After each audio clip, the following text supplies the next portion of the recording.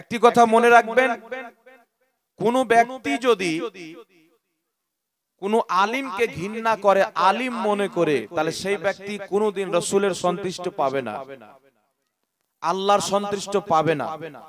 কোন ব্যক্তি যদি ভুল পথে চলে, তাহলে সেই ব্যক্তির প্রতি আল্লাহ আল্লাহ রাসূল রাজি হবে না। আল্লাহকে, আল্লাহ রাসূলকে রাজি করতে গেলে আমাদেরকে সঠিক পথে চলতে হবে। আর আল্লাহর পথ কোনটা, সঠিক পথ কোনটি, এই জিনিসটিকে জানার জন্য আমাদেরকে আল্লাহ একটি মহাগ্রন্থ, পবিত্র কিতাব দিয়েছেন, যে কিতাবকে আমরা কুরআনুল কারীম বলে জানি। বলুন সুবহানাল্লাহ। এই মাদ্রাসার অনেক তালবিলিং আছেন জিনাদের কোরআন পুরো মুখস্থি আছে, কেউ দর করতেছে, অনেক হাফিজ হয়েছে। আল্লাহ পাকের কোরআন আমাদেরকে কোন পথে চলতে বলেছেন। আজকে বিরাদর ইসলাম কোরআনকে না বুঝার কারণে, হাদিসকে না বুঝার কারণে আজকে মুসলমান দলে দলে বিভক্ত হচ্ছে। মানে সমাজের মধ্যে এমন লোক পাওয়া যায় যে বর্তমান জামানাতে এসে একটা নতুন কিছু করতে আরম্ভ করেছে। মানে এতদিন ইসলাম এলাকাতে ছিল না, এ নতুন করে এই বান্দা ইসলামকে আবিষ্কার করেছে। তো এই রকম ধারণা যারা নতুন নতুন আবিষ্কার জিনিস নিয়ে আসে, এই সমস্ত জিনিস হচ্ছে দলমদিল, পথভ্রষ্ট এবং পথভ্রষ্টকারী। একমাত্র ওই দিনটা গ্রহণযোগ্য, ওই দিনটাই হচ্ছে নাজাত প্রাপ্ত, যেই দিনটা হচ্ছে রাসূলুল্লাহর দিন, যেই দিনকে আমাদের ভারতের মাটিতে পৌঁছে দিয়েছেন, প্রচার করে দিয়েছেন আল্লাহর নেক ওলি বান্দারা, পীরে রাজরে। বলুন সুবহানাল্লাহ। তাই আল্লাহ তাবারাক ওয়া তাআলা পবিত্র কুরআন পাকে ইরশাদ করেছেন সূরাতুল ফাতিহা, যে সূরাটিকে আপনারা সবাই জানেন। যিনারা নামাজ পড়ছেন সবাই নামাজের মধ্যে সূরাটার প্রয়োজন পড়ে, সুন্নাত পড়বেন, নফল পড়বেন বা একা একই নামাজ পড়বেন, তো সূরা ফাতিহা পড়াটা কিন্তু আবশ্যক। তাই সূরা ফাতিহা আল্লাহ তাবারাক ওয়া তাআলা বলছেন ইহদিনাস সিরাতাল মুস্তাকিম। মহান রব্বুল আলামিন তার দরবারে আমরা যে দুই হাত বেঁধে দাঁড়াবো, আল্লাহর দরবারে দাঁড়াবো, যখন বান্দা নামাজে দাঁড়ায় সব চাইতে বেশি আল্লাহর নিকটে হয়ে যায়। জোরে বলেন সুবহানাল্লাহ। তো আল্লাহ তাবারাক ওয়া তাআলা একজন বান্দাকে নামাজে দাঁড়ার পর যে জিনিসটা শিক্ষা দিয়েছেন, আল্লাহ কি শিক্ষা দিয়েছেন, আমরা যখন সুন্দর করে পবিত্র শরীরে উযু করে মসজিদে আল্লাহর দরবারে এসে দাঁড় হয়ে যায়, আল্লাহ পাক জানেন এখন পিতার মহব্বত ধারণা মনে নাই, মায়ের মহব্বত মনে নাই, স্ত্রীর মহব্বত মনে নাই, পরিবারের মহব্বত মনে নাই, জমিন জায়গার মহব্বত মনে নাই। এখন আমার মসজিদে এসে এখন শুধু আর অন্তরে যেটা মহব্বত আছে, ভয় আছে, আমি আল্লাহর আছে। বলেন সুবহানাল্লাহ। সারা দুনিয়াকে ত্যাগ করে আমি মসজিদে গিয়ে দাঁড়ালাম, আল্লাহর ইবাদতে ব্যস্ত হলাম। আল্লাহ তাবারাক ওয়া তাআলা তাকবীরে তাহরিমা বাঁধার পর, সানা শরীফ পাঠ করার পর মহান রব্বুল আলামিন আমাদেরকে যে শিক্ষাটা দিয়েছেন, আল্লাহর কাছে কিছু চাইতে বলেছেন। আল্লাহ বলছে বান্দা তুমি পাক পবিত্র শরীরে উযু করে আমার দরবারে দাঁড়িয়েছো, আলহামদুলিল্লাহি রাব্বিল আলামিন আমার গুণগান তুমি পাঠ করলে, মালিক ইয়াউমিদ্দিন কিয়ামত দিবসের মালিক আমাকে মেনে নিলে, আর রহমানির রহিম আমাকে রহমানও মানলে, রহিমও মানলে, এখন তুমি চাও আমার কাছে তুমি যা চাইবে আমি আল্লাহ তোমাকে তাই দিব। বল সুবহানাল্লাহ। তো এখন প্রশ্ন হচ্ছে আল্লাহ তোমার কাছে এমন কোন জিনিস আমি চাইবো, আমাদেরকে তো চাওয়ার তরিকা তো আমরা জানি না, কি যে তোমার কাছে চাইবো ওই জিনিসটাও তো আমরা জানি না। তো আল্লাহ বলছেন শুনো, ধন সম্পদ চেয়েও না, মাল ও দৌলত চেয়েও না। আল্লাহ বলছেন আমার গুণগান করেছো, আমাকে মালিক মেনেছো, আমাকে রহমান ও রহিম মেনেছো, এখন আমার কাছে তোমরা যা চাইবে আমি আল্লাহ নিজেই শিক্ষা দিচ্ছি, ইহদিনাস সিরাতাল মুস্তাকিম। আল্লাহ তুমি আমাদেরকে সঠিক পথে চালাও। সুবহানাল্লাহ বলবেন না? আল্লাহ এখন তুমি আমাদেরকে সঠিক পথে চালাও। তো সঠিক পথ আমরা কোনটা চিনবো বাবা? জি, বর্তমান জামানাতে কেউ সঠিক পথ দেখাচ্ছে এখানে হাত বেঁধে, কেউ দেখাচ্ছে এখানে হাত বেঁধে, কেউ বলছে দুয়ার পরে কালমা শরীফ পড়া যাবে না, কেউ আবার পড়ছেন, কেউ সালাতু সালাম পাঠ করছেন, কেউ করে না, কেউ বলছে পীরের দরবারে যাওয়া যাবে না, কেউ আবার যাচ্ছে। তো এখন সঠিক পথটা পাবো কোথায়? জি, তো আল্লাহ তুমি বলো, তোমার সঠিক পথে আমরা চলবো, এটা তো চাইলাম, কিন্তু সঠিক পথটা আমরা চিনবো কিভাবে? তো আল্লাহ বলছেন শুনো, সিরাতাল্লাযীনা আনআমতা আলাইহিম, ওদের পথে চালাও যাদের প্রতি আমি আল্লাহ পুরস্কার করেছি। জোরে বলুন সুবহানাল্লাহ। যাদেরকে আমি নিয়ামত দিয়েছি, একটু ধ্যান দিয়ে শুনবেন বাবজি, একটু মিস্টেক করে দিলে বুঝতে পারবেন না। আল্লাহ বলছেন আমাদেরকে শিক্ষা দিলেন, আল্লাহ সঠিক পথে চালাও ওদের পথে যাদেরকে তুমি পুরস্কৃত করেছো, যাদের প্রতি ইনাম দিয়েছো, যাদের প্রতি ইহসান করেছো। এখন আল্লাহ তাবারাক ওয়া তাআলা আরেকটি শব্দ বলছেন, গায়রিল মাগদুবি আলাইহিম ওয়ালাদ-দাল্লিন, পথভ্রষ্টদের পথে চালায়ও না। জোরে বলেন, কাদের পথে চালাও? সূরা ফাতিহার এই তিনটি আয়াত যদি আপনি, এই কয়টি আয়াত যদি আপনি বুঝেলেন, আপনার বেড়া পার হয়ে যাবে, সঠিক পথ আপনি খুঁজে পাবেন। আল্লাহ তাবারাক ওয়া তাআলা বলছেন ওদের পথ কাদের? যাদের প্রতি আমি আল্লাহ ইনআম করেছি, যাদেরকে পুরস্কৃত করেছি, ওদের পথ না। যারা পথভ্রষ্ট এবং পথভ্রষ্টকারী, যারা গোমরা বেদিন, ওদের পথে চলো যাদের প্রতি আমি পুরস্কার করেছি, যাদেরকে ইনাম দিয়েছি। এই আয়াত দ্বারা সুস্পষ্ট ভাবে প্রমাণ হয়ে যায় যাদের প্রতি আল্লাহর পুরস্কার রয়েছে তাদের পথটাই হলো আল্লাহর পথ। জোরে বলুন সুবহানাল্লাহ। যাদের প্রতি আল্লাহর পুরস্কার আছে, যাদের প্রতি আল্লাহ নিয়ামত দিয়েছেন, তাদের পথটাই হচ্ছে আল্লাহর পথ। এখন আপনার আমার কর্তব্য যে আল্লাহর পুরস্কার কাদের উপরে জানতে হবে, আল্লাহর ইনাম কাদের উপরে, আল্লাহ তাবারাক ওয়া তাআলার ফজল ও রহমত ইহসান কাদের উপরে। তো আল্লাহ তাবারাক ওয়া তাআলা আমাদেরকে এতটুকু বলে ছেড়ে দেননি। আল্লাহ জানে আমার বান্দার মধ্যে কাউকে আমি বেশি নলেজ দান করব, তো কাউকে কম দান করব। সবাই তো ফুকাহা হতে পারবে না, সবাই তো মুস্তাহিদ হতে পারবে না। তাই মহান রব্বুল আলামিন পবিত্র কোরআনের মধ্যে এলান করে দিয়েছেন, আনআমাল্লাহু আলাইহিম মিনান নবিয়িনা ওয়া সিদ্দিকিনা ওয়া শুহাদা ওয়াস সালিহিন। একটু জোরে বলুন সুবহানাল্লাহ। আল্লাহ বলছেন আমার পুরস্কার কাদের উপরে জানো? আল্লাহ বলছেন আমার পুরস্কার হচ্ছে নবীগণের উপরে, অর্থাৎ নবীদের পথটাই হচ্ছে আমি আল্লাহর পথ। জোরে বলেন সুবহানাল্লাহ।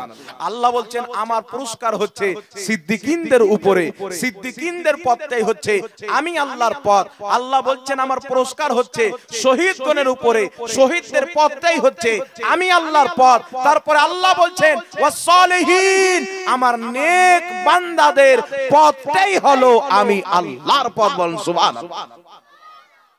এখানে আল্লাহ বুঝিয়েছেন নবীদের পথে চলো, সিদ্দিকীন অর্থাৎ সাহাবাদের পথে চলো, শহীদদের পথে চলো, আমার নেক বান্দাদের পথে চলো। আচ্ছা বলেন, আল্লাহ পাক যদি এখানে শুধু আম্বিয়া শব্দ ব্যবহার করে ছেড়ে দিতেন যে আমার নবীদের পথে চলো, যথেষ্ট হতো কি হতো না? জোরে বলেন, এটাই যথেষ্ট ছিল। কিন্তু আল্লাহ তাবারাক ওয়া তাআলা তারপরে সিদ্দিকীন, তারপরে শুহাদা, তারপরে সালেহীন। আল্লাহ পাক জানেন যে আমার নবীকে যখন আমি মওত দান করব, আমার নবীকে যখন আমি মওত দান করে আমার নবী কবরের জগতে চলে আসবেন, তারপরে ফিতনা তৈরি হতে পারে পথ নিয়ে। তাই আল্লাহ এলান করে দিলেন ওয়া সিদ্দিকীন, সঠিক ব্যক্তি আপনার সিদ্দিকীন সত্যবাদীদের পথ হচ্ছে আমি আল্লাহর পথ। জোরে বলেন সুবহানাল্লাহ। এরা কারা?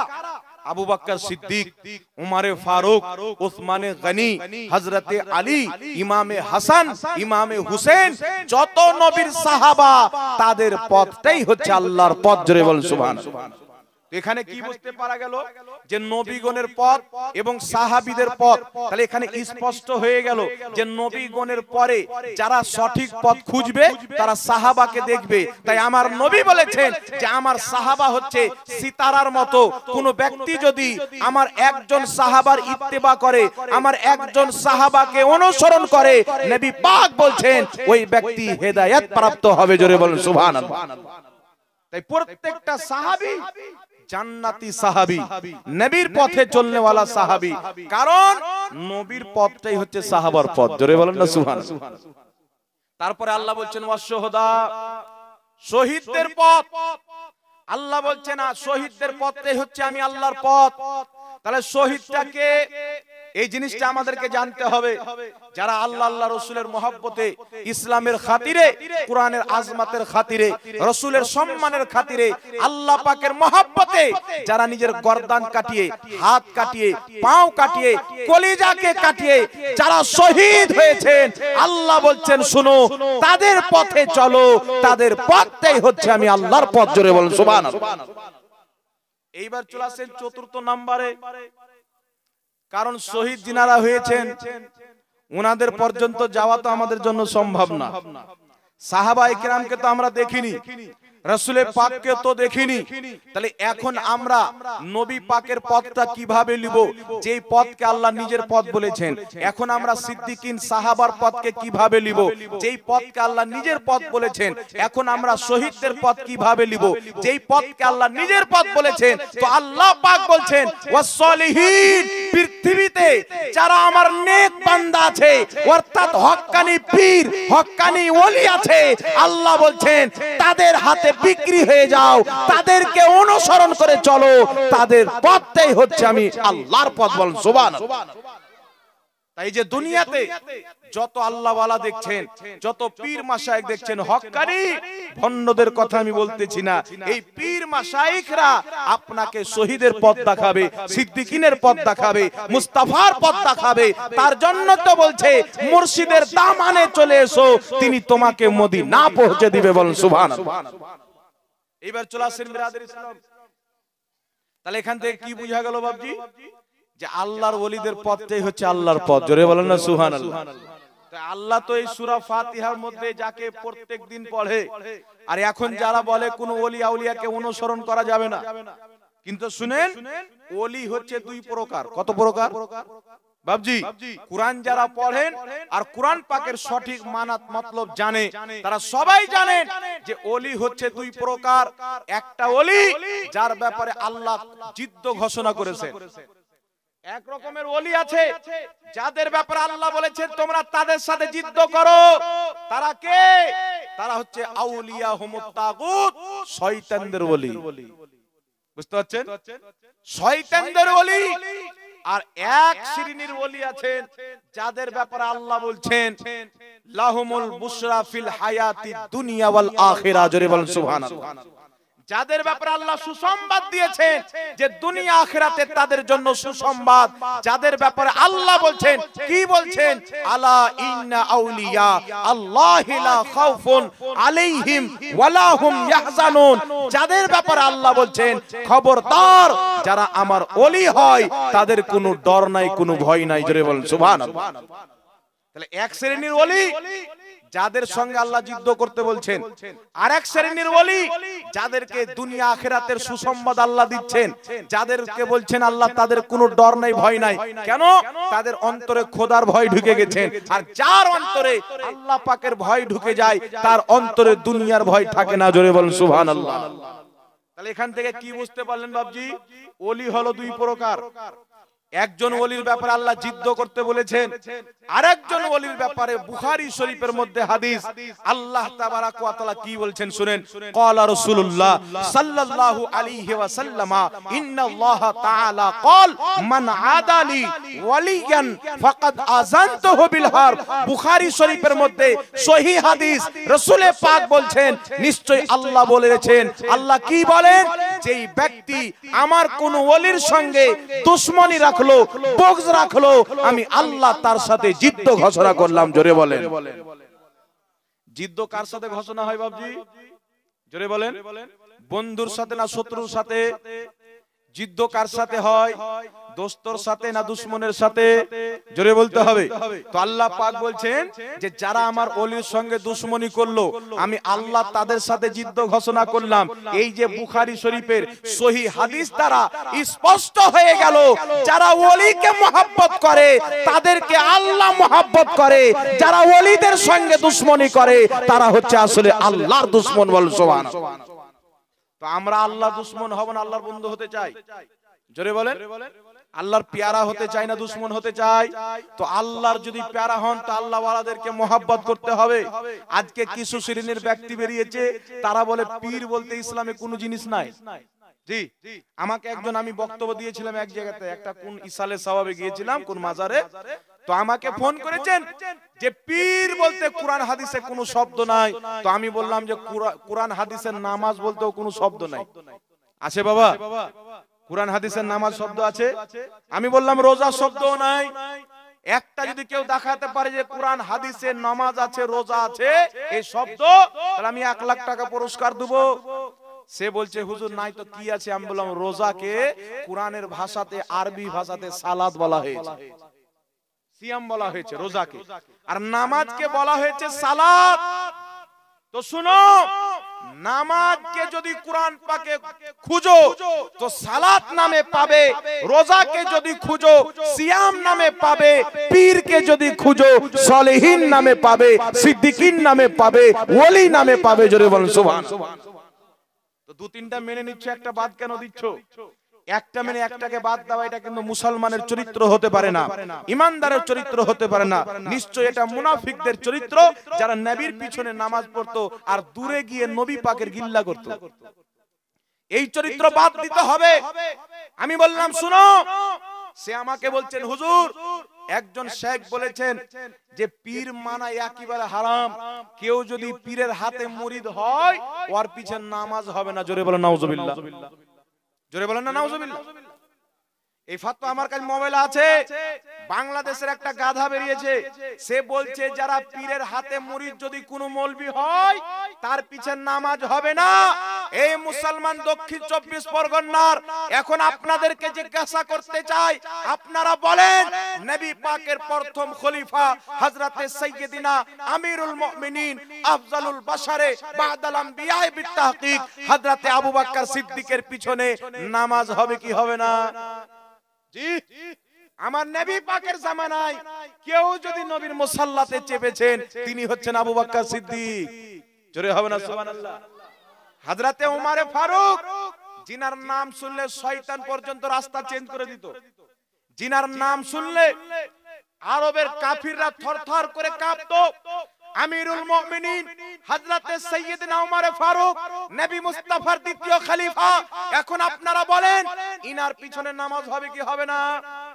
হবে। তৃতীয় নাম্বার খলিফা আমিরুল মুমিনিন যুন্নুরাইন সাইয়্যিদনা উসমান গনি রাদিয়াল্লাহু তাআলা আনহু, নবী পাকের তৃতীয় খলিফা। ইনার পিছনে নামাজ হবে কি হবে না? কথা বলতে হবে আব্বা, হবে কি হবে না? চতুর্থ নাম্বার খলিফা মাওলায়ে কায়নাত হযরতে আলী কাররামাল্লাহু ওয়াজহুল কারীম, ইনার পিছে নামাজ হবে কি হবে না? এইবার পুরো উঠান কোরআন পাক, পবিত্র কোরআন সূরাতুল ফাতহ আয়াত নাম্বার 10। আমার আল্লাহ বলছেন মাহবুব, যারা তোমার হাতে বাইত হচ্ছে, মুরিদ হচ্ছে, তারা আমি আল্লাহর দাস্তে কুদরতে মুরিদ হচ্ছে। জোরে বলেন। এই 10 নাম্বার আয়াত সূরা ফাতহর কি বোঝাচ্ছে? আবু বকর সিদ্দিক, উমরে ফারুক, উসমান গনি, মাওলা আলী, বিভিন্ন সাহাবা আমার আপনার নবীর হাতে মুরিদ হয়েছেন। জোরে বলেন। আর একটু জোরে হবে না সুবহানাল্লাহ? আরেকটি আয়াত বলে দিই শুনেন, পবিত্র কোরআন সূরাতুল মুমতাহিনা আয়াত নাম্বার 12। আমার নবীর দরবারে মহিলারা মুরিদ হতে গেছেন, সাহাবায়ে কেরামের স্ত্রী আমার নবী কিন্তু ফিরিয়ে দিয়েছেন। তো আমার নবীকে আল্লাহ পাক বলছেন মাহবুব, তোমার নিকটে যখন মহিলারা বাইত হতে আসবে, মুরিদ হতে আসবে, এই কথার উপরে তারা আল্লাহর সঙ্গে কিছুকে শরীক করবে না, আর তারা সন্তানকে হত্যা করবে না, নিজের লজ্জা স্থানের হেফাজত করবে, বিভিন্ন বিভিন্ন রকমের গুনাহ থেকে বাঁচার যদি তোমার হাতে মুরিদ হতে আসে, আল্লাহ বলছেন তুমি মহিলাদেরকেও মুরিদ করে নাও। তাই উঠান বুখারী শরীফ, এই আয়াতের তাফসীর, অসংখ্য তাফসীরের কিতাব যত আছে, তাফসীরে জালালাইন সহ অনেক কিতাবের মধ্যে লেখা আছে সাহাবায়ে কেরামের স্ত্রীগণ আমার আপনার নবীর হাতে পর্দার আড়াল থেকে মুরিদ হয়েছেন। জোরে বলেন। তাহলে যেই বান্দা বলেছে মুরিদ হলে ওর পিছনে নামাজ হবে না, তাহলে ইয়ার ফাতোয়া অনুযায়ী আবু বকর সিদ্দিকের পিছনে নামাজ হবে না। হযরতে আলীর পিছনে নামাজ হবে না, উসমান গনির পিছনে নামাজ হবে না। কিন্তু আসল ফতোয়া হলো যেই মৌলবি বলেছে পীরের হাতে মুরিদ হলে ওর পিছনে নামাজ হবে না, আল্লাহর কসম খেয়ে বলি ওই মৌলবির পিছনেই নামাজ হবে না, ওর নিজের পিছনে নামাজ হবে না। কেন? পীরের হাতে মুরিদ হওয়া এটা সুন্নাতে কদিমা মুস্তামেরা, জোরে বলেন সুবহানাল্লাহ। এবার আসেন বুখারী শরীফের মধ্যে হাদিস, অনেক কিতাবের মধ্যে হাদিস রয়েছে, সাহাবায়ে কেরাম নবী পাকের হাতে বাইত হয়েছেন। নবী পাকের পর হযরতে আবু বকর সিদ্দিকের নিকটে হযরতে ওমর ফারুক গিয়েছেন। একটু ধ্যান দিয়ে শুনবেন বাবজি। হযরতে ওমর ফারুক গিয়েছেন, যাওয়ার পরে বলছেন, ইয়া আবু বকর সিদ্দিক রাদিয়াল্লাহু তাআলা আনহু, আপনি খুব ভালো মানুষ, আপনি সম্মানীয় মানুষ, আপনার ফজিলত নবী পাক বয়ান করেছেন, তাই আমি ওমর চাই যে আপনি একজন সৎ ব্যক্তি, আপনি আমি ওমরকে নিজের হাতে মুরিদ করে নেন, জোরে বলেন সুবহানাল্লাহ। হযরতে আবু বকর সিদ্দিক হযরতে আলীকে মুরিদ করলেন, হযরতে আলীর হাতে হযরত ওমর ফারুককে মুরিদ করলেন। তারপরে হযরতে তালহা হযরতে আলীর যিনি গোলাম ছিলেন তিনার হাতে হযরতে আলীর বাইত গ্রহণ করলেন।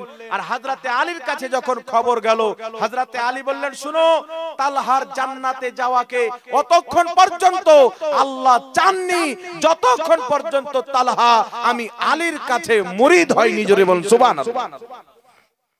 তাহলে কি বুঝতে পারা গেল বাবজি? সাহাবায়ে কেরাম পীরি মুরিদি, জোরে বলেন না।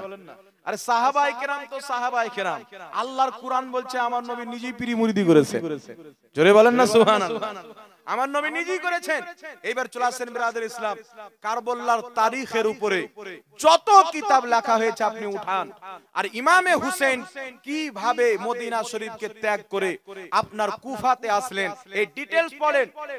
আহলে বাইত ইমামে হুসাইন রাদিয়াল্লাহু তাআলা আনহু জান্নাতি যুবকদের সরদার, ইনাকে কুফাবাসীরা শত শত চিঠি পাঠায়, শত শত। কি বলে? হুজুর আপনি আসেন, আমরা কুফাবাসী আপনার হাতে মুরিদ হব, জোরে বলেন সুবহানাল্লাহ। তাহলে আপনারা বলেন ইমামে হুসাইন রাদিয়াল্লাহু তাআলা আনহু তাদেরকে মুরিদ করার জন্য মদিনার মতন পবিত্র শহরকে ছেড়ে দিয়ে কুফার দিকে রওনা হলেন। এর মানে কি বোঝা যায় যে পীরি মুরিদি আজকে নতুন তৈরি হয়নি, পীরি মুরিদি আল্লাহর কুরআন দিয়েছে, মুস্তাফার হাদিস দিয়েছেন, জোরে বলেন সুবহানাল্লাহ। আল্লাহর কুরআন দ্বারা প্রমাণিত, নবী পাকের হাদিস দ্বারা প্রমাণিত। এইবার চলে আসেন বিরাদর ইসলাম, আরেকটি দলিল আপনাদেরকে দিয়ে দিই। একটি তাফসিরের ফেমাস কিতাব, যে কিতাবকে আমার মনে হয় প্রায় আলিম উলামারা পড়ে থাকেন, কিতাবটির নাম হচ্ছে তাফসিরে কবির, লেখকের নাম হচ্ছে ইমাম ফখরুদ্দিন রাজি রাহমাতুল্লাহ আলাইহি। তাফসিরে কবিরের 11তম খণ্ড 198 নম্বর পৃষ্ঠা, আপনার বেইরুত লেবাননের ছাপ। ইমাম ফখরুদ্দিন রাজি বলছেন, শুনো, নিজের জামানার সমস্ত হক্কানি মুর্শিদ পীরদের সম্মান অন্তরে রেখে একজন মুর্শিদের হাতে বাইত হয়ে যাওয়া হয়, জোরে বলেন সুবহানাল্লাহ। তাহলে কি বুঝতে পারলেন বিরাদর ইসলাম? আচ্ছা, আমাদের মাযহাবের ইমামের নাম কি আপনারা জানেন? জি, আমরা কোন মাযহাবের লোক বাবজি? মাযহাব হচ্ছে চারটি। কটি মাযহাব? চারটি, হানাফি, শাফি, মালিকি, হাম্বলি। আপনারা কোন মাযহাবকে মানেন? হানিফা মাযহাব না, হানাফি মাযহাব। কোন মাযহাব? হানাফি মাযহাবকে মানি। ইমামে আযম আবু হানিফার আমরা মুকাল্লিদ। বুঝতে পারছেন কথা আমার? ইমামে আযম আবু হানিফা রাহমাতুল্লাহ আলাইহি তিনি কি কোন পীরের মুরিদ ছিলেন জানেন? তিনিও পীরের মুরিদ ছিলেন, আর তিনি প্রায় নিজের পীরের দরবারে যাওয়া আসা করতেন। তিনার পীর ও মুর্শিদের নাম হচ্ছে ইমাম জাফর সাদিক রাদিয়াল্লাহু তাআলা আনহু। বল সুবহানাল্লাহ। নবী বংশের লোক, আওলাদে রাসূল, সৈয়দ ঘরানার লোক, ইমাম জাফর সাদিকের হাতে হযরতে ইমামে আযম আবু হানিফা মুরিদ হয়েছেন। একটু জোরে বলতে হবে সুবহানাল্লাহ। তিনার পরে চলে আসেন हजरते पीरे पीरा मीरे मीरा हजरते शेख আব্দুল কাদের জিলানী রাহমাতুল্লাহ আলাইহি, যিনাকে আপনারা সবাই জানেন। একটু আগে আমার পূর্বের যিনি বক্তা ছিলেন মাওলানা আবুল কালাম সাহেব, তিনি আপনাদের সম্মুখে তিনার শান বয়ান করছিলেন। বড় পীর আব্দুল কাদের জিলানী রাহমাতুল্লাহ আলাইহি, তিনার কাছে নামাজও আছেন, রোজাও আছেন, তাহাজ্জুদও আছেন, কুরআন পাক তিনার সিনাতে আছেন। তিনি কোনোদিন মিথ্যা বলেননি, তিনি কোনোদিন হারাম খাবার খাননি। এত পাক সাব ব্যক্তি, পবিত্র ব্যক্তি, তিনি একজন পীরের মুরিদ হয়েছেন। তিনার পীরের নাম হচ্ছে আবু সাইদ মাখজুমি রাহমাতুল্লাহ আলাইহি। জোরে বলেন সুবহানাল্লাহ। আপনারা বলেন তো বাবা, ইমামে আজম আবু হানিফা শরীয়ত বুঝতেন না? জি। হযরতে বড় পীর আব্দুল কাদের জিলানী রাহমাতুল্লাহ আলাইহি শরীয়ত বুঝতেন না? জোরে বলেন। জুনাইদ বাগদাদি রাহমাতুল্লাহ আলাইহি শরীয়ত বুঝতেন কি বুঝতেন না? নিজামউদ্দিন আউলিয়া হযরতে খাজা মুঈনুদ্দিন চিশতি রাহমাতুল্লাহ আলাইহি, তিনিও পীরের মুরিদ। তিনার পীরের নাম হচ্ছে খাজা উসমান হারুনি। আরবের মাটিতে জান্নাতুল মাআলাতে জিনার মাজার শরীফ রয়েছেন, তিনিও পীরের মুরিদ। তাহলে কি বোঝা গেল যে পীরি মুরিদি এটা নবীর যুগ থেকে চলে আসছে। একটু জোরে বলতে হবে সুবহানাল্লাহ। এখন যারা বলতে চায় যে পীর মানা যাবে না, আমি একটাই কথা বলি বাপজি, কাকে খারাপ লাগলো কাকে ভালো লাগলো এটা আমার দেখার টাইম নাই। তবে কেউ কষ্ট পেলে থাকলে আমার কিছু করার নাই। যারা বলে পীর মানা যাবে না, পীরি মুরিদি ইসলামের মধ্যে নাই, আমি তাদেরকে একটাই কথা বলি, এই ভারতের মাটিতে যদি আল্লাহর হক্কানি পীর ওলিরা না আসতো, যারা বলে পীর মানা যাবে না, তাদের 14 গোষ্ঠী নাগা বাবার পূজা করত। জি, নাগা বাবার পূজা করত। কেউ আসারমের দরবারে থাকতো, কেউ রাম রহিমের দরবারে থাকতো, আর একটা আর নতুন বেরিয়েছে কি ভাগেশ্বর ধাম না কি বলে, ওই ধামের দরবারে কেউ থাকতো। এটা তো আল্লাহর শুকরিয়া আদায় করে যে মহান রব্বুল আলামিন পীর ওলিদেরকে এই ভারতের মাটিতে পাঠিয়ে আমরা মাথাতে চুটি রাখতাম, আমাদেরকে নবী পাকের সুন্নাত টুপি পরিয়ে দিয়েছেন। আমরা দাড়িকে কেটে রাখতাম, নবীর সুন্নাত দাড়ি সাজিয়ে দিয়েছেন। আমরা উলঙ্গ হয়ে থাকতাম, আমাদেরকে নবীর সুন্নতি পোশাক দিয়েছেন, মসজিদ দিয়েছেন, আজান দিয়েছেন, কালেমা দিয়েছেন। আজকে আমরা যা পেয়েছি ইসলাম পেয়েছি, আল্লাহ ওয়ালাদের দরবার থেকে পেয়েছি। বলুন সুবহানাল্লাহ। আল্লাহ ওয়ালাদের দরবারে যারা যাওয়া আসা করে তারা কোনোদিন খালি হাতে ফিরে আসে না, কোনোদিন না। তাদের দোয়া পাবেন, আল্লাহর রহমত পাবে। কারণ নবী পাক সাল্লাল্লাহু আলাইহি সাল্লাম বলেছেন, ভালো ব্যক্তির সোহবাত মানুষকে ভালো গড়িয়ে তোলে, খারাপ ব্যক্তির সোহবাত মানুষকে খারাপ করে ফেলে। তো আল্লাহ ওয়ালাদের দরবার যাব কেন? যেন আমিও আল্লাহ ওয়ালাদের কিছু ফয়েজ ও বরকত পেয়ে আমিও যেন আল্লাহ ওয়ালা হতে পারি। জোরে বলেন সুবহানাল্লাহ।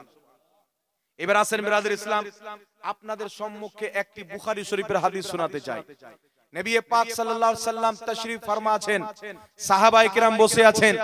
আমার আপনার নবী বলছেন, সাহাবী বনি ইসরাইলের একজন ব্যক্তি 99 জনকে হত্যা করেছিল। কতজনকে? 99 জনকে হত্যা করেছিল বনি ইসরাইলের একজন ব্যক্তি।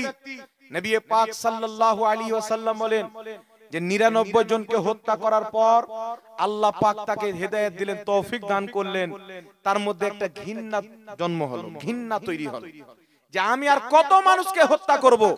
এখন আমি যাই একটু তওবাতিল্লাহ করে নিই। রাস্তাতে বেরিয়েছেন, চলতে আছেন। রাস্তায় একটা মৌলবীর সঙ্গে সাক্ষাৎ, মুন্সি টাইপের আলিম, অত জ্ঞান ছিল না, নামাজ রোজা করতেন, ভালো কাজ করতেন। তো আল্লাহ তাবারাক ওয়া তাআলার প্রিয় হাবিব বলেন, ওই 99 জনের হত্যাকারী ব্যক্তি ওই লোককে জিজ্ঞাসা করছেন, হুজুর আল্লাহ আমাকে হেদায়েত দিয়েছেন যেন আমি তওবা করি, নচেত আমি খুব বদমাইশ। কেন? বলছেন আমি 99 জনকে হত্যা করেছি। আল্লাহু আকবার, আল্লাহু আকবার বলবেন না বাবা? বলেন তো 99 জনকে হত্যা করা মামুলি ব্যাপার? বলছেন হুজুর আমি 99 জনকে হত্যা করেছি, আল্লাহ কি আমাকে ক্ষমা করবে? আল্লাহ কি আমাকে মাফ করবে? আমার তওবা কি কবুল হবে? তো ওই ব্যক্তি আজকের কিছু মৌলবীর মতন ছিল, যে পীরের দরবারে গেলে কি পাবি, অমুকের দরবারে গেলে কি পাবি, পীরকে মেনে কি লাভ, বলে কি বলে না? তার বাপকে মেনে কি লাভ, মাকে মেনে কি লাভ? তো আল্লাহ আল্লাহ রাসূল মানতে বলেছেন, তো পীরকেও তো আল্লাহ আল্লাহ রাসূলই মানতে বলেছেন। সুবহানাল্লাহ। আল্লাহ নিজের নেক বান্দাদের সম্মান করতে বলেননি, ওলিদের মহব্বত করতে বলেননি? আর যারা ওলিদেরকে মহব্বত করবেন, আল্লাহ বলেছেন যারা পীর মানে না, ওলি মানে না, আমি আল্লাহ তাদের সঙ্গে জিদ্দ ঘোষণা করলাম, বুখারীর হাদিস। তাহলে যারা বলে পীর ওলি মানা চলবে না, এরা হচ্ছে আল্লাহর দুশমন। তাই আল্লাহর দুশমন হওয়া থেকে বাঁচতে হবে, আল্লাহর বন্ধুদের নিকটে যেতে হবে। জোরে বলেন সুবহানাল্লাহ। ওই লোকটি বলছে যে সুবহানাল্লাহ, আল্লাহু আকবার, একটা না দুটা না, 99 জনকে হত্যা করেছো। আরে এক একটা যদি করতে হয়তো তোমার ক্ষমা হওয়া সম্ভব ছিল, তুমি এত জনকে মেরেছো, তোমার কি ক্ষমা হয়? তোমাকে আল্লাহ মাফ করবে না। এ লোকের 99 জনকে হত্যা করেছে, রাগ কত হবে বাবা, বুঝতে পারছেন? তালোয়ার বের করে বলছে বেটা ক্ষমা যখন হবে না তো তোকেও ছাড়বো না। হাদিসটি বুখারী। তালোয়ার বের করে একদম দিল, 100টা পুড়িয়ে দিল সাঞ্জারি। 100 জনকে হত্যা করলো, আবার মন মানছে না, রাগাল ব্যক্তি আবার বেরিয়েছে। রাস্তায় চলতে চলতে একটা ভালো আলিমের সঙ্গে সাক্ষাৎ, ভালো আপনাদের মাদ্রাসার মতন ভালো মাদ্রাসায় পড়েছিল, রাস্তাতে সাক্ষাৎ হয়েছেন। রাস্তাতে দাঁড়িয়ে বলছেন হুজুর, আমি 100 জন ব্যক্তিকে হত্যা করেছি, এখন আমি চাই যে আমি তওবা করব, আল্লাহ পাক কি আমাকে ক্ষমা করবে, আমার গুনাহ কি maaf করবেন? এই আহলে সুন্নাত ওয়াল জামাতের, সুন্নি জামাতের মুসলমান, হানাফি মাযহাবকে মাননে ওয়ালা, পীর ওলিকে mohabbat করনে ওয়ালা ঈমানদার মুসলমান, একটু লক্ষ্য করে শুনবেন। আপনারা যে দরবার শরীফ যাওয়া আসা করেন, আজকে আপনাদের পীর সাহেব কিবলা এসেছেন, এই হাদিসটিকে যদি আপনি অন্তরে বসিয়ে নিতে পারেন, দুনিয়ার মানুষ আপনার কাছে সব করতে পারে, পীরের mohabbat করতে পারবে না। বলেন সুবহানাল্লাহ। একজন ভালো আলিমকে গিয়ে বলছেন হুজুর 100 জনকে হত্যা করেছি, তার মধ্যে একজন আপনার মতন আলিম ছিল, একটা আলিমকে হত্যা করেছি, ছোট মোটো যাই হোক নাকি বলেন? তা আমাদের মতন মৌলবি থাকলে কি রে বাপরে, মৌলবিকেও ছাড়িনি রে, পালা নাকি? চাপ্পাল টাপ্পাল লিতাম না লিতাম, আগে পালাতাম, রাস্তা ধরতাম। কিন্তু হক্কানি আলিম ছিলেন, বনি ইসরাইলের কওমের আলিম। তিনি বলছেন শুনো, তোমার হত্যা করার শেষ আছে, আমার আল্লাহর রহমত দয়ার শেষ নাই। একটু জোরে বলতে হবে আল্লাহু আকবার। জোরে বলেন আল্লাহু আকবার। আল্লাহ এই হাদিসের ওসিলায় আমাদেরকে যেন ক্ষমা করে দেয়, আমিন বলেন। এই বান্দাকে বলছেন শুনো, তোমার হত্যা করার শেষ আছে, আল্লাহর রহমতের দরিয়া কোনোদিন শুকায় না, আল্লাহর দয়ার শেষ নাই। এই কথা শুনে বান্দা একটু শান্তি পেল, মানে আর হত্যা করবে না। বলছেন হুজুর আমি কি করব? তো সেই নেক আলিম বলছে শুনো, অমুক গ্রামে চলে যাও, আল্লাহর কিছু আবিদ বান্দা আছে, এক কথা আল্লাহর ওলি বান্দা আছে। জোরে বলেন সুবহানাল্লাহ। হাদিসটি বুখারীর সহিহ হাদিস, আমার নবী নিজের জবান দিয়ে বলছেন। ওই নেক আলিম বলছেন শুনো, অমুক গ্রামে চলে যাও, অমুক গ্রামে যাবে দেখবে কিছু আল্লাহর আবিদ নেক বান্দা আছে। আজকে আমরা যাদেরকে পীর বলে থাকি, আল্লাহর নেক আবিদ বান্দা, ওলি বান্দা আছে, তুমি যাও তাদের নিকটে গিয়ে তওবা করে নাও, আল্লাহ তোমার গুনাহ maaf করে দিবে। জোরে বল সুবহানাল্লাহ। চিন্তা করছেন 100 জনের হত্যাকারী তওবা করতে পাঠাচ্ছেন কোথায় বাবজি? জোরে বলেন। আল্লাহ ওয়ালাদের নিকটে। বনি ইসরাইলদের কি মসজিদ ছিল না? কথা বলেন, ছিল কি ছিল না? আরে মসজিদে যে আমি দোয়া করব, তো আমার রক্ত পাক আছে কি নাই, কতদিন সুদের টাকা খেলাম, কোথায় কার বাড়ি খেলাম, ও যে কিসের টাকা খায়, আমার দোয়া এতদিন করছি কবুল হয়? একজন আল্লাহ ওয়ালা দোয়া করে দিল, তকদিরই আল্লাহ চেঞ্জ করে দিল। বলেন সুবহানাল্লাহ। হয় কি হয় না বাবা? দোয়াতে তকদির বদলায় কি বদলায় না? জি, দোয়াতে। আর আল্লাহ রাসূল বলেছেন শুধু দোয়া না, কেউ যদি আল্লাহর রাস্তায় দান করে, সাদকা করে, এই যে আপনারা পবিত্র মাদ্রাসা দেখছেন, এই মাদ্রাসাতে দানের ব্যাপারে রাসূল পাক বলেছেন আস-সাদকাতু তারাদ্দুল বালা, যারা দান করে আল্লাহ তাদের বালা মুসিবতকে দূর করে দেয়। জোরে বলেন সুবহানাল্লাহ। গেলেন, এই তো বেচারা খুব খুশি আছেন, আল্লাহু আকবার, 100 জনকে হত্যা করেছে, আল্লাহ যদি আমাকে maaf করে দেয় আর জীবনে কাউকে হত্যা করব না। সুবহানাল্লাহ। রাস্তাতে বেরিয়ে গেছেন বাবা, অর্ধেক রাস্তাতে গিয়েছেন, পৌঁছানোর পূর্বে অর্ধেক রাস্তাতে গিয়েছেন, মালকুল মত হযরতে ইসরাইল আলাইহিস সালাম উপস্থিত। আর আপনারা জানেন ইসরাইল আলাইহিস সালাম এসে অনুমতি নেয় না, ডাইরেক্ট আত্মাখানা বের করে তাকে মওত দিয়ে দিল। আল্লাহ তাবারাক ওয়া তাআলা তাকে মওত দান করলেন, আর মালকুল মওত তার আত্মাকে নিয়ে বের করে চলে গেল। বলেন ইন্না লিল্লাহি ওয়া ইন্না ইলাইহি রাজিউন। নবী পাক সাল্লাল্লাহু আলাইহি সাল্লাম বলছেন ওই জায়গাতে রহমতের ফেরেশতা নাজিল হলো, আযাবের ফেরেশতাও নাজিল হলো। রহমতের ফেরেশতা মানে জান্নাতের ফেরেশতা, আযাবের ফেরেশতা মানে জাহান্নামের ফেরেশতা। সুবহানাল্লাহ, আল্লাহু আকবার। রহমতের ফেরেশতা বলছেন শুনো, একে আমরা জান্নাতে নিয়ে যাব। সুবহানাল্লাহ বলেন না। আর আযাবের ফেরেশতা জাহান্নামের ফেরেশতা বলছেন 100 জনের হত্যাকারীকে জান্নাতে নিয়ে যাবা? এর ঠিকানা তো পাকা জাহান্নাম। আর একজনকে হত্যা করলে ঠিকানা জাহান্নাম হয়ে যায়। এ বান্দা তো 100 জনকে হত্যা করেছে, একে জাহান্নামে নিয়ে যাব। আল্লাহর রহমতের ফেরেশতা জান্নাতের ফেরেশতা বলছে শুনো, 100 জনের হত্যাকারী বটে, কিন্তু সচ্চা দিলে তওবা করতে আল্লাহ ওয়ালাদের দরবার যাচ্ছিল। জোরে বলেন সুবহানাল্লাহ। আজকে মানুষ মুরিদ হতে যায় না, মুরিদ হওয়া মানেই তো হচ্ছে তওবা করা। পীর সাহেব কি করায়? পূর্বের গুনাহ থেকে তওবা করলাম, ভবিষ্যতে ফরজ ওয়াজিবগুলি সময় মতন পালন করব, আহলে সুন্নাত ওয়াল জামাতের মাযহাব অনুযায়ী কায়েম থাকব, এটাই তো করাই না। কি করাই বাবজি? না পীর সাহেব বলে 2 বিঘা জমি কিনা আমাকে দিয়ে দিও। হ্যাঁ, গুনাহ থেকে তওবা করাই। দেখেন কওমে বনি ইসরাইলের লোক আল্লাহ ওয়ালাদের দরবারে মুরিদ হতে যাচ্ছিল, বাইত করতে যাচ্ছিল, তওবা করতে যাচ্ছিল, রাস্তাতে মারা গেল। জান্নাতের ফেরেশতা বলছেন জান্নাতে নিয়ে যাব, কারণ হচ্ছে তওবা করার জন্য আল্লাহ ওয়ালাদের দরবার যাচ্ছিল। জাহান্নামের ফেরেশতা বলছেন জাহান্নামে নিয়ে যাব, তওবা করতে যাচ্ছিল কিন্তু এখন পর্যন্ত পৌঁছায়নি। জোরে বলেন সুবহানাল্লাহ। দুই ফেরেশতার মধ্যে তর্কাতর্কি চলছে বাবজি, যাকে আমাদের মাদরি ভাষাতে বলে ঝগড়া করছেন, তর্কাতর্কি, তর্ক বিতর্ক হচ্ছেন। জান্নাতের ফেরেশতা বলছেন জান্নাতে নিয়ে যাব, তওবা করতে আল্লাহ ওয়ালাদের দরবার যাচ্ছিল। জাহান্নামের ফেরেশতা বলছেন জাহান্নামে নিয়ে যাব। ফেরেশতার মধ্যে যখন তর্ক বিতর্ক আরম্ভ হয়েছে, আল্লাহর পক্ষ থেকে বলা হচ্ছে এই ফেরেশতা শুনো, তোমরা তর্ক বিতর্ক করিও না, ফাসলা নাপো, জায়গা নাপো, জমিন নাপো, যেখান থেকে এসেছে ওই জায়গা যদি কাছে হয় জাহান্নামে নিয়ে চলে যাও, আমার ওলির দরবার যদি কাছে হয় জান্নাতে নিয়ে চলে যাও। जोरे बोल सुभान अल्लाह। अल्लाह कहने से अल्लाह नहीं मिलता, अल्लाह वाले हैं जो अल्लाह से मिला देते हैं। जोरे बोल सुभान अल्लाह। চিন্তা করেন, আল্লাহ বলছেন জমিন নাপো। আচ্ছা মাঝামাঝি রাস্তাতে গিয়েছিলেন, আত্মা বের হয়েছে তো পড়েছে যেখান থেকে গিয়েছিল সেই দিকে, নাপে তো গোটা ধর যেখান থেকে গিয়েছিল সেই দিকে বেশি হবে। ফেরেশতা নাপতে আরম্ভ করেছেন।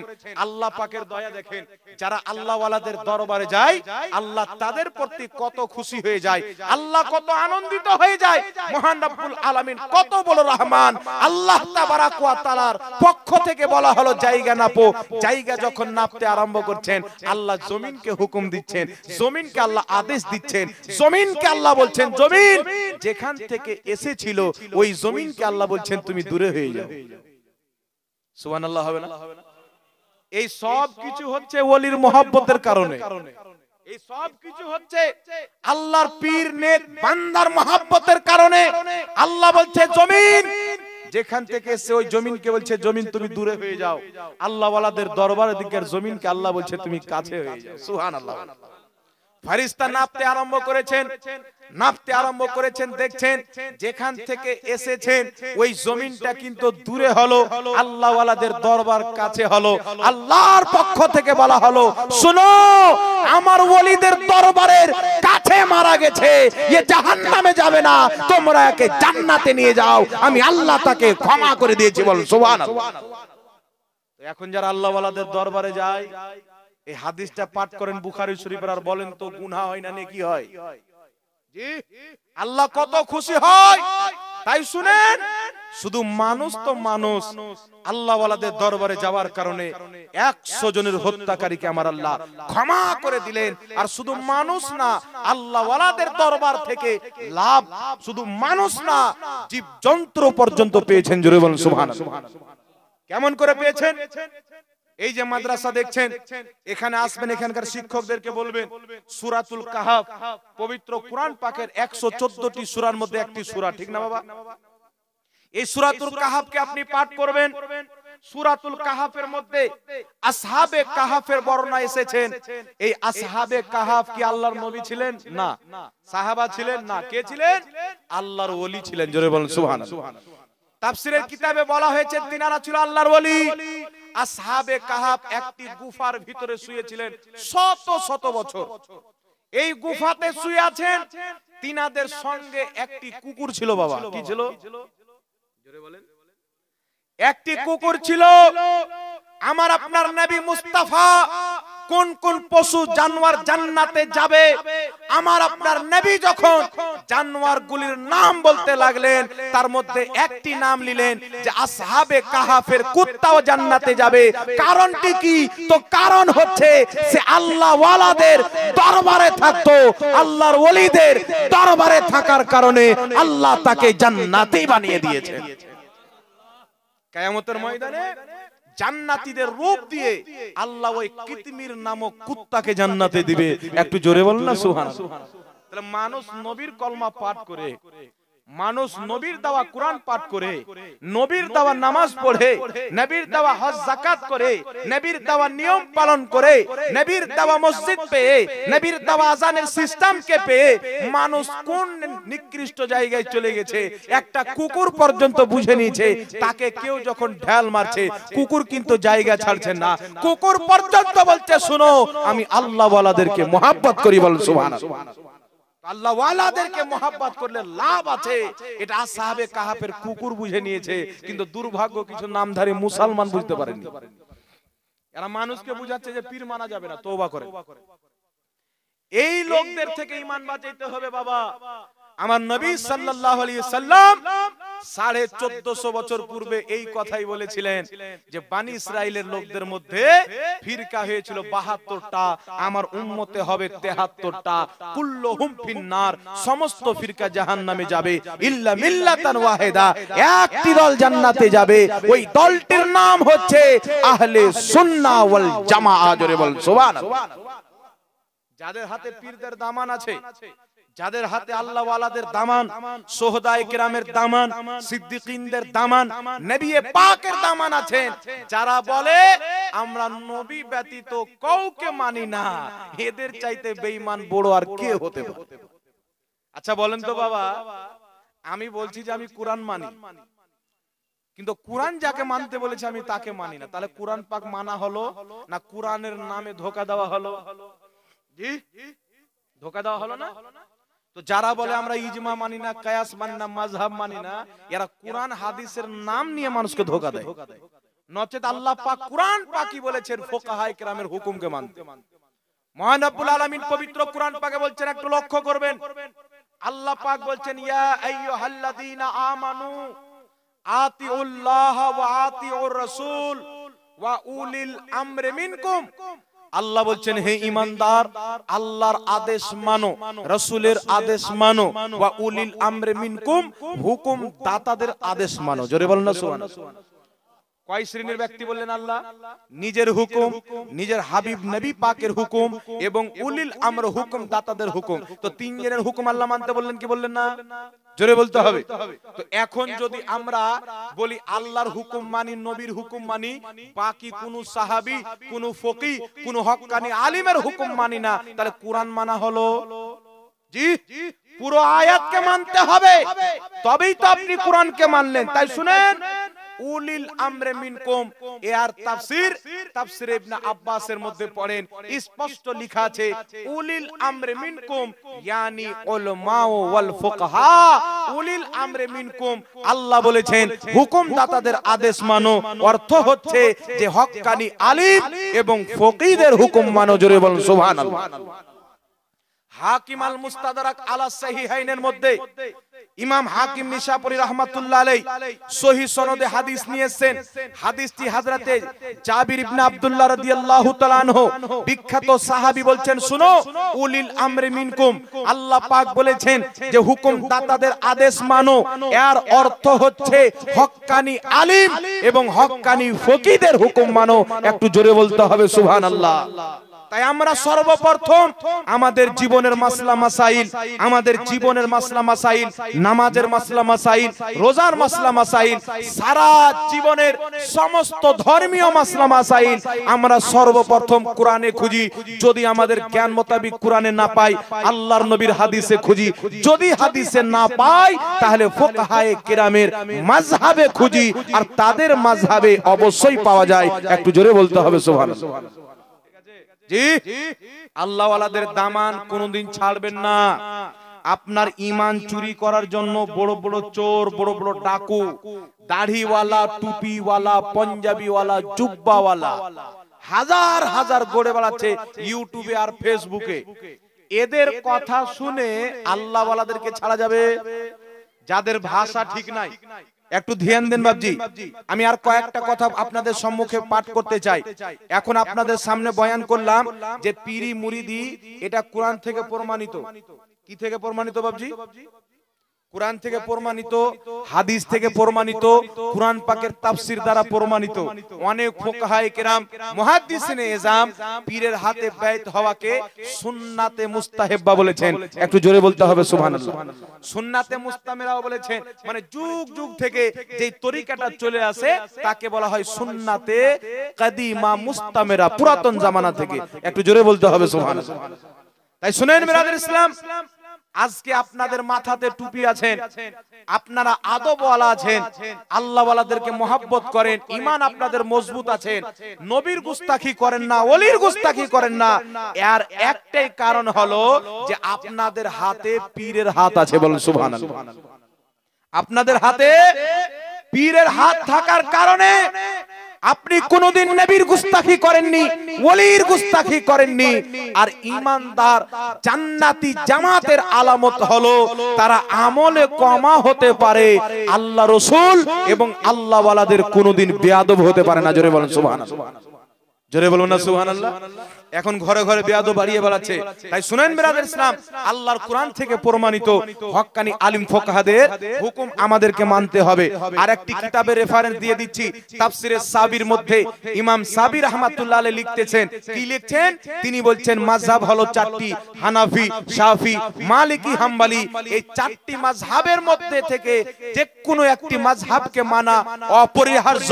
যদি কেউ একটি মাযহাবকে না মানে আর কোরআন দিয়ে কথা বলে, হাদিস দিয়ে কথা বলে, সাহাবাদের উক্তি দিয়ে কথা বলে, ইমাম সাবি রাহমাতুল্লাহ আলাইহি জগৎ বিখ্যাত কোরআন পাকের তাফসিরের ফেমাস কিতাব তাফসিরে সাবির মধ্যে লিখেছেন, শত শত বছর পূর্বে যারা মাযহাব মানে না, যতই কোরআনের নাম লেখ, সহিহ হাদিসের নাম লেখ, তারাই হলো পথভ্রষ্ট এবং পথভ্রষ্টকারী। চিল্লায়া বলেন সুবহানাল্লাহ।